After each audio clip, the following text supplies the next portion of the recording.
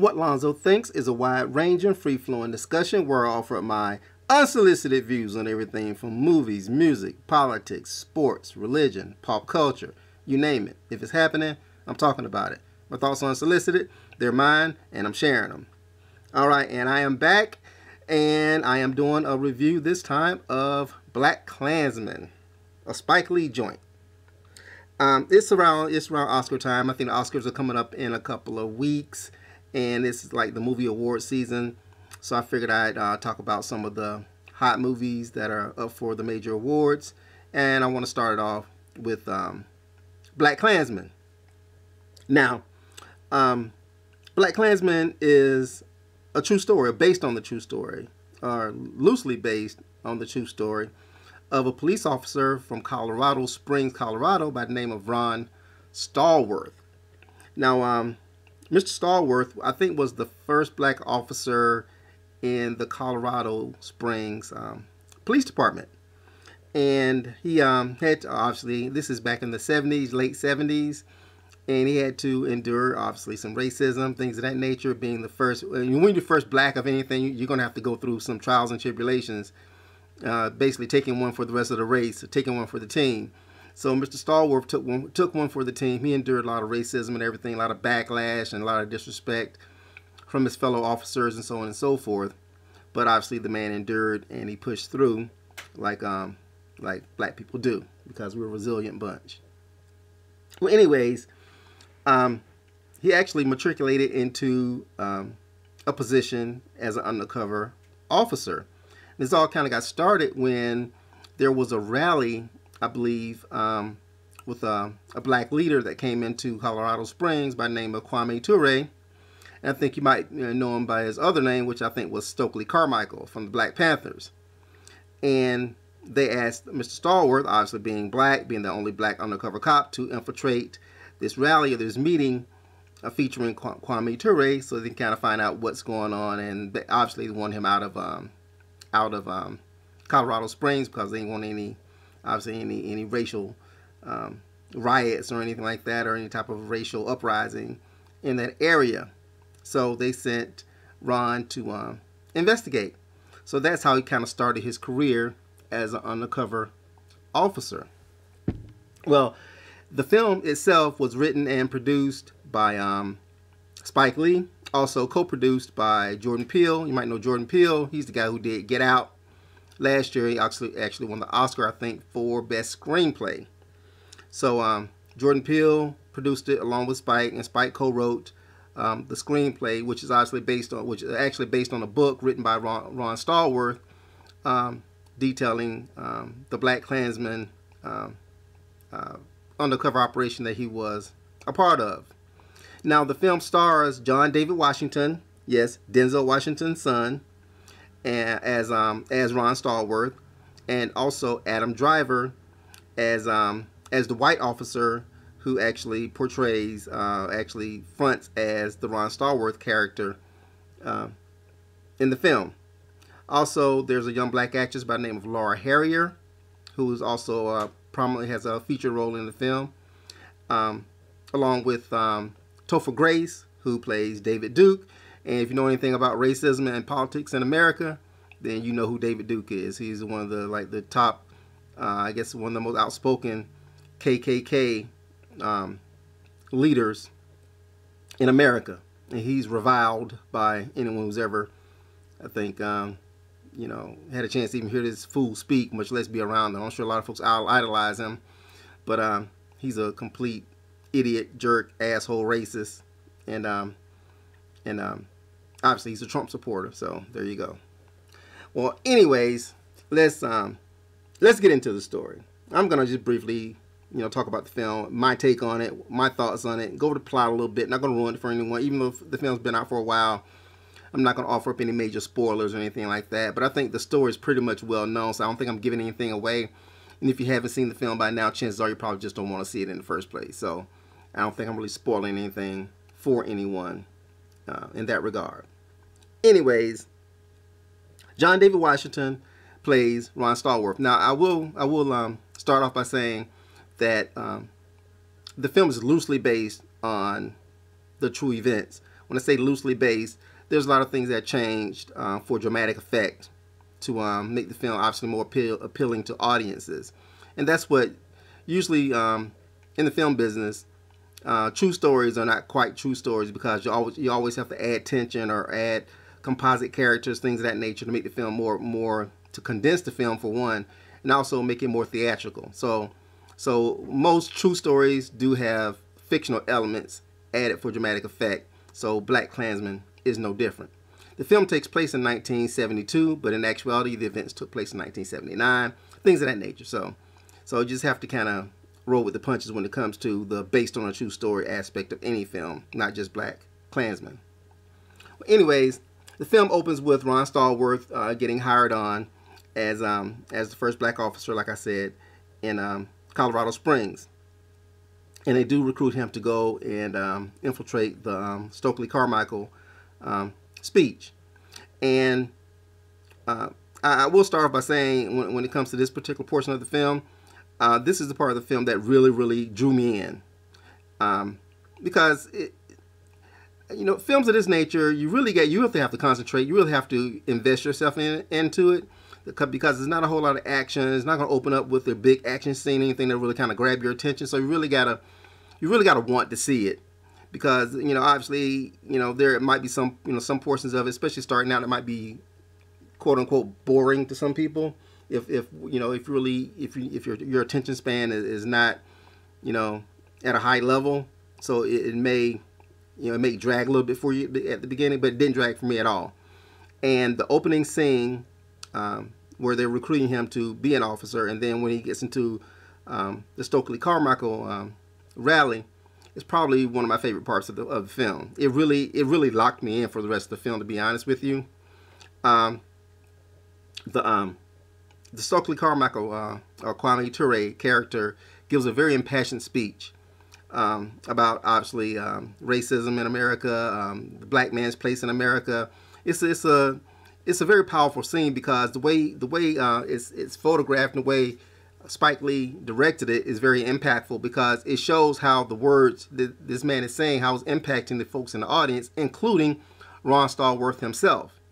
And it's one of those things you got to see to kind of understand exactly what I'm talking about. But it's a magnificently shot and directed sequence in the film, and it's followed by another impressive sequence, which is a dance sequence after the rally. And this is actually where Ron Stallworth actually meets the Laura Harrier character as well, the black girl with the huge Angela Davis afro. And I'm sorry, I do not remember her character's name, but she's the beautiful black girl with the huge Angela Davis afro. So I'll call her that, the beautiful girl with the afro. And there's a sequence at a nightclub where everyone's dancing to a song, a 70s song called "Too Late to Turn Back Now." Too late to turn back now. I believe I'm falling in love. A beautiful dance sequence. I love the way Spike always adds like little interludes to his movies, dance sequences, things of that nature, kind of take you out of the film. They kind of give you a bit of entertainment, and this is no different. It's a magnificently shot and imagined scene where it kind of shows the black unity and the beauty of black culture, how you can just get together and people just kind of fellowship with one another, and we have just a natural rhythm, I think, just as a people, where we kind of gravitate towards one another. We can kind of morph into this unifying type of a dance, or unifying oneness, if that makes any sense. And the way that he illustrates it in this film is beautiful. Pushing along, the Ron Stallworth character is actually looking through the newspaper, and he sees an ad for the KKK. So he says, what the hell? I'm going to go ahead and call and just kind of see what this is all about. So he dials up, and he's talking in a white voice. Obviously, he's a black man, but he's talking in a white voice. And he actually leaves a message, a voicemail, or a message on the answer machine, and someone calls back, and he speaks with the guy, and the guy totally believes that he's white. So now he's basically in. And he arranges to meet so he can join the KKK. Obviously, being a black dude, there's no way that he could show up and be himself. So he enlists the Adam Driver character. Good lord, what was that character? What are these characters' names? I'm using the actors' names, but I should know the character's name as well. The character of Adam Driver, who is a white detective, he plays Flip Zimmerman, which is a Jewish character, by the way. So he gets Flip, John David Washington character, Ron Stallworth, gets Flip to actually attend the meeting so he can infiltrate the Klan. So he poses as the Ron Stallworth character, which is ingenious. It's Ron that's on the phone, but it's Flip that's actually showing up. And the Klan's so damn stupid, they didn't catch on. He's able to infiltrate. And by the way, the Laura Harrier character, the beautiful black girl with the afro, her character's name was Patrice, by the way. So I want to give her that respect as well. So the Flip character infiltrates the Klan, and he's Jewish. So if you know anything about the KKK, they hate anything that's not white, Christian, Protestant, or Anglo-Saxon. So if you're Jewish, they hate you just like they hate niggers. Yeah, I said nigger. They hate you like they hate black folks. So not only is Ron posing as a white guy, Flip is posing as Ron, who's a black guy, but he's also Jewish. So it's like he's really conflicted because obviously he's not racist himself. So he's conflicted because he's dealing with the racism of the KKK and also the anti-Semitism of the KKK. Now keep in mind that this character is actually a fictional character because the actual person who infiltrated along with Ron, nobody knows who that person has remained anonymous. So obviously they create this character and juxtapose it as him with him being a Jewish character to kind of obviously amp up the racism and the anti-Semitism portion of it. So once again, it's an ingenious idea by Spike and a magnificent performance by Adam Driver. So as he gets deeper into the rabbit hole and learns more about the KKK and their plans, and these KKK guys are just like, backwoods, hillbilly, stupid, redneck types who really have no clue about what they're doing. I mean, they're really portrayed as stupid. And I know that in reality, a lot of KKK, obviously a lot of folks like this, the backwards ass redneck motherfuckers that don't know shit because all they do is sit at home, drink beer, beat their wives, and while they're sitting on their knock-a-hide couch, in their trailer, thinking that and watching TV and hating the world, hating everything in it because they didn't have the guts to do anything. I shouldn't say that. I'm being stereotypical when I say that because that's just a perception. But anyways, there's a lot of folks in the KKK, active and folks who are latent, and some are out of the closet, some keep in the closet with their robes.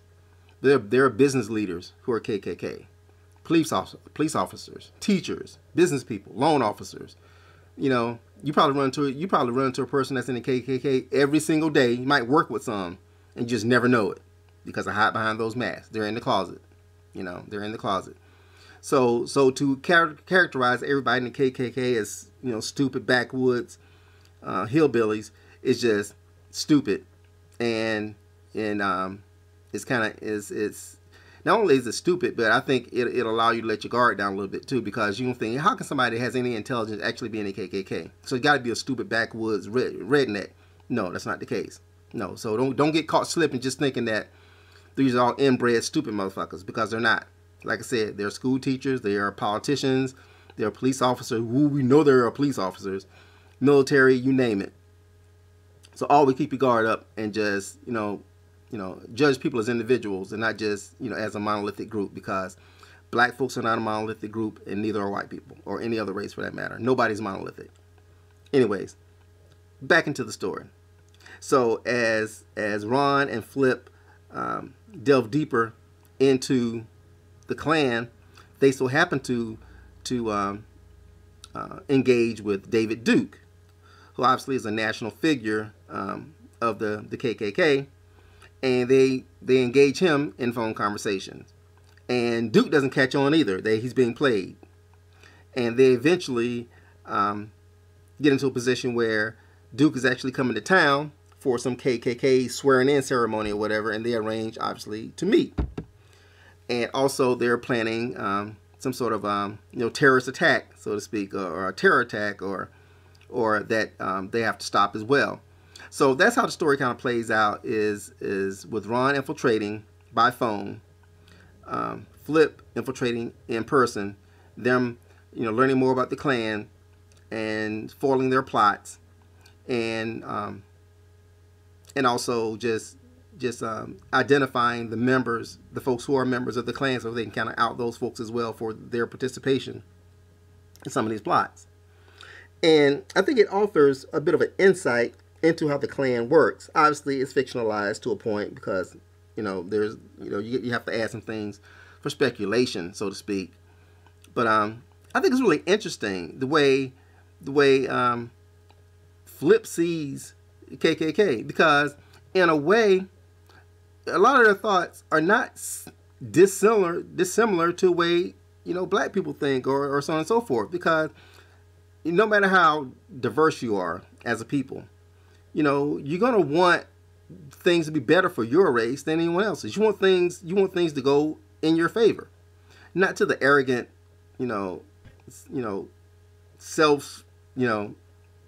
self-aggrandizing way that maybe white America kind of views their place in America, that everything is theirs, they own it, they are the superior race, things of that nature. Not to that extreme, but I get it. But just the way that they go about it, with the terror aspect and obviously the murders and lynchings and things of that nature, that just takes it to a whole different level.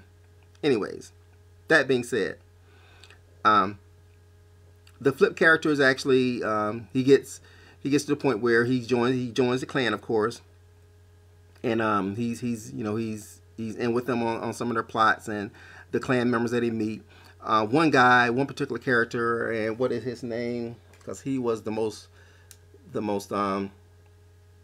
well drawn of the KKK members. He goes by the name of I think his name was Felix. Yeah, Felix, the Felix character. He suspects that there's something up with the Flip character from the very beginning. He never really trusts him, and he thinks that there's something shady or something not square about him. And obviously, he was right, because he was undercover. And the Felix character is, for all intents and purposes, the smart one. Everybody else is kind of get taken in, but he starts something just not quite right with this guy. So he always kind of keeps one eye open for Flip. And in the last act of the film, David Duke comes to town. Ron Stallworth is actually assigned to protect him as his security. I don't know how true that is assigned to protect him as his security. So they have this physical interaction with one another. And Ron actually gets to go to the Klan swearing in ceremony. They don't allow him to actually be in the room for the actual ceremony itself, but he's actually able to I think sneak around. He gets into goes to like the next floor above where the ceremony is taking place. He's able to actually unannounced to anyone actually watch what's happening, and this leads into the most powerful scene in the film. It's juxtaposed against Harry Belafonte, who's actually speaking with a group of black students and describing what he saw as a young man. He saw a retarded black man being lynched by a group of whites. And this scene is juxtaposed against the swearing-in ceremony and the speech at the Klan ceremony that Ron is watching. And I will say that this is one of the most powerful scenes I've ever seen in a movie in my life. Any movie, you name it, it's one of the most powerful scenes I've ever seen. And to me, it's my favorite Spike Lee scene ever. And Spike has a lot of great scenes. Once again, it's one of those scenes that you have to see it to actually get the full impact of it. But the power in Harry Belafonte's talk to the student, the way that they are gasping and hanging on his every word, and the images that he's painting with his words of this young black man being lynched, murdered, being just tortured to death by a white mob. And he was actually accused, I think, of raping or attempting to rape a white woman or speaking to a white woman. It had something to do with a white woman. I don't exactly remember, but it had something to do with him being involved in some way with a white woman. And it's like the whole town came out and to watch this lynching of this black man. And once again, the way the scene is shot and juxtaposed against the Klan ceremony is breathtaking. It's magnificent. One of the greatest scenes I've ever witnessed in a film ever. And this scene alone makes this movie worth seeing. So if you haven't seen Blackkklansman, this would be the reason to see it, if nothing else. I recommend it just based on that and that alone. It's just that powerful. Trust me on this. Okay. So once again, just to kind of wrap it up, there's a subplot of a bombing and things of that nature, and it's fictional. They added for dramatic effect that Ron, Felix, and also Flip are working in the opposing sides trying to stop the bombing.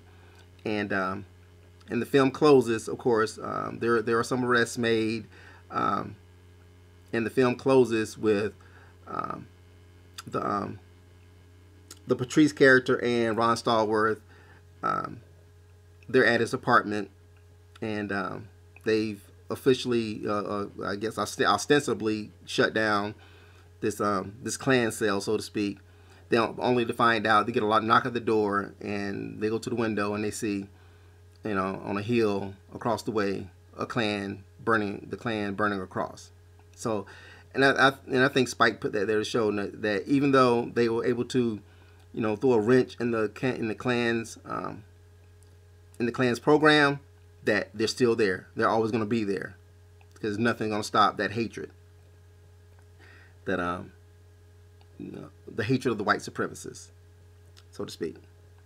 So, Blackkklansman. It is my favorite Spike Lee movie of all time. It is. I think it's better than, in my opinion, better than Do the Right Thing, better than Malcolm X, better than anything I've ever seen from him. And that and it is not to disparage Do the Right Thing or Malcolm X, which are magnificent films. Both are masterpieces. This Blackkklansman is Spike Lee's magnum opus. I believe he is back. He went through a period where his films weren't. I'll admit his films weren't great. But he really, you can tell he really was engaged with this film. There's something that really meant something to him. He wanted to tell this story. He had to tell this story. And the writing, magnificent. The acting is tremendous. John David Washington, Denzel's son, magnificent. Oscar-worthy performance. He wasn't nominated, which is sad, but it was just that good. He's his own guy. He's not Denzel Part 2. He's his own guy. He's a magnificent actor, and Spike brought the best out of him. The Adam Driver character, Adam was nominated for an Oscar, so good for him. He's great in the film. Laura Harrier as Patrice, great in the film. Topher Grace as David Duke, who plays David Duke as someone who's just totally unwitting of what's going on, which is great. I like the Topher Grace performance, portrayal of David Duke as someone, like this know-it-all who knows nothing, and he's the butt of the joke. Basically, it doesn't know that he's the butt of the joke. He finds out at the end of the film because Ron calls him and lets him know that, hey, he's actually a black guy. So it's great to see the look on David Duke's face when he finds out that he got played the whole time. So once again, that was for a comedic effect, and it was great. It was great.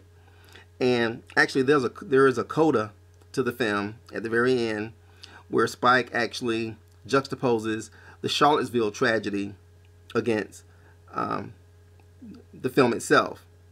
And it shows back in 1979 when these events actually happened, versus 2018 where we're still having Unite the Right rallies, which are just glorified Klan rallies, where we have a president who is being endorsed by David Duke, and the rampant racism that has just permeated our society once again, because we have a president who has made, for all intents and purposes, made overt racism popular again.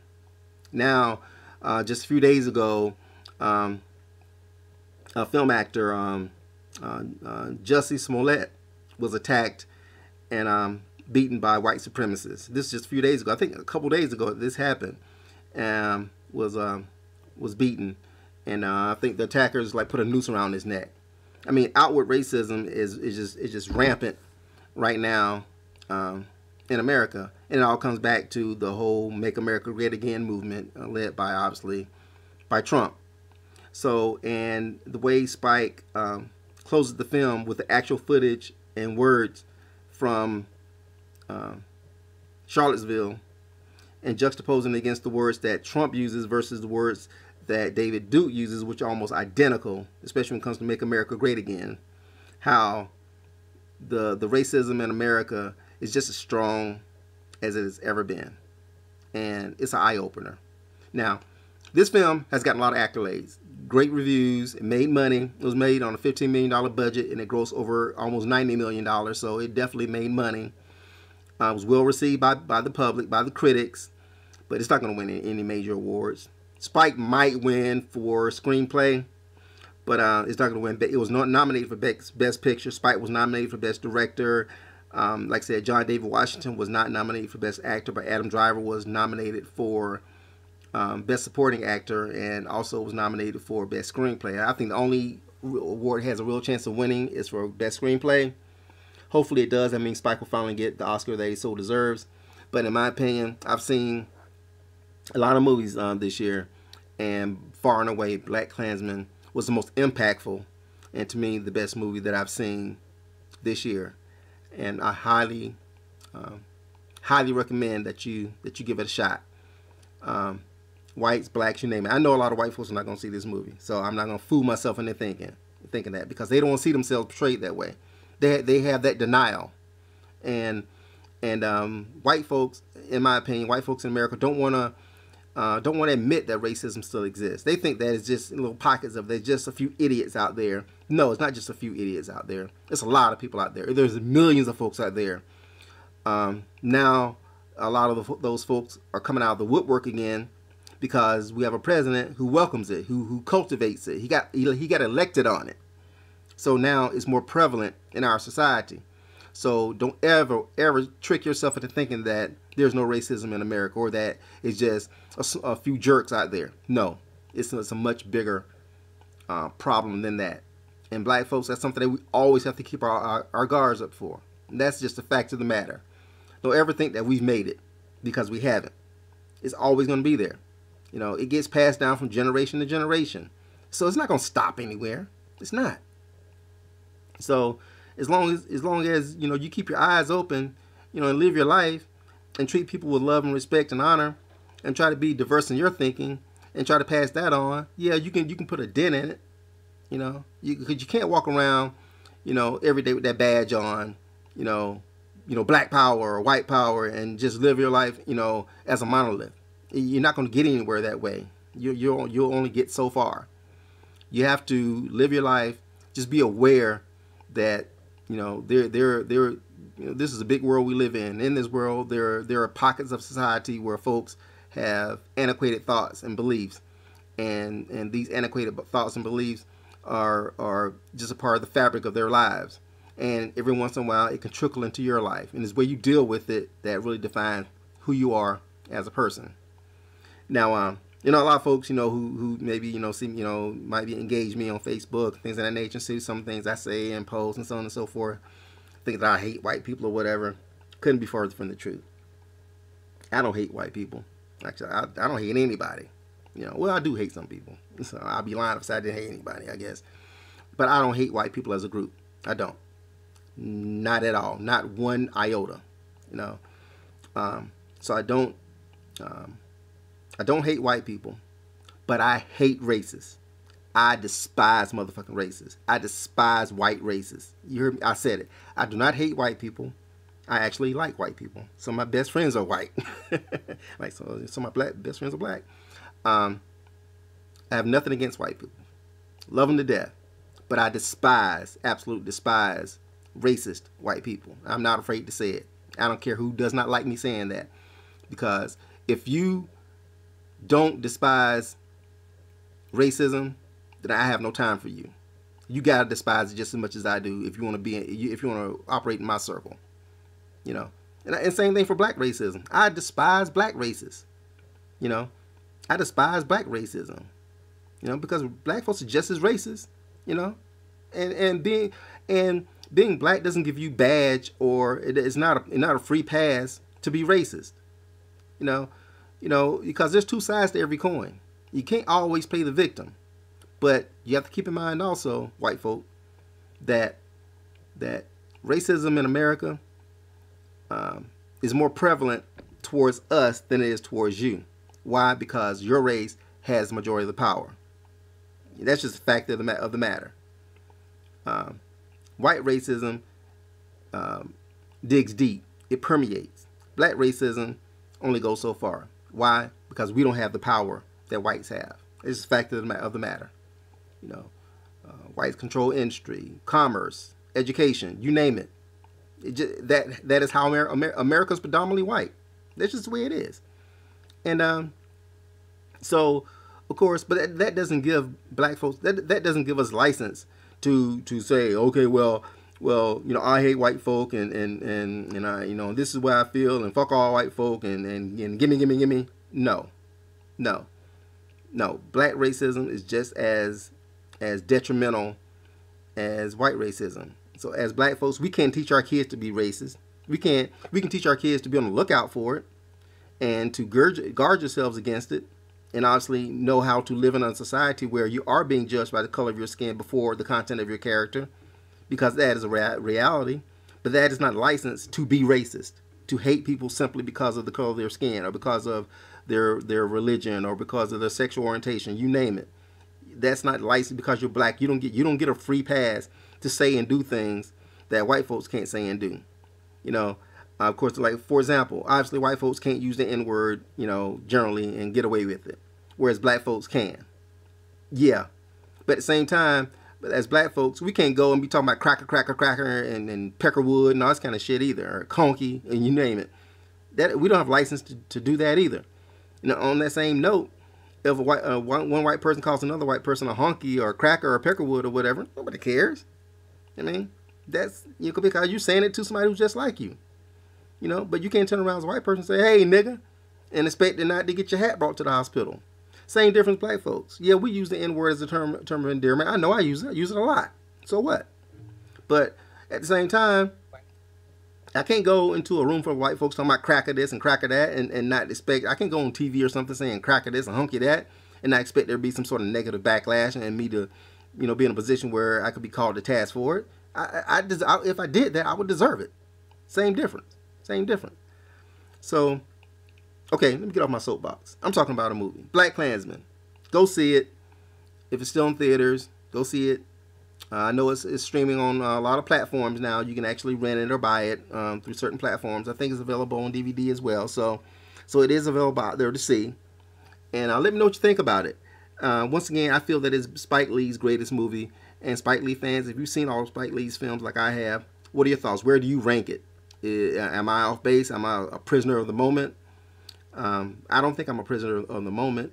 I think the film is just of that higher quality, and it just resonated with me. I guess, you know, in this stage of my life versus the stage of my life when I saw Do the Right Thing versus the stage of my life when I saw Malcolm X.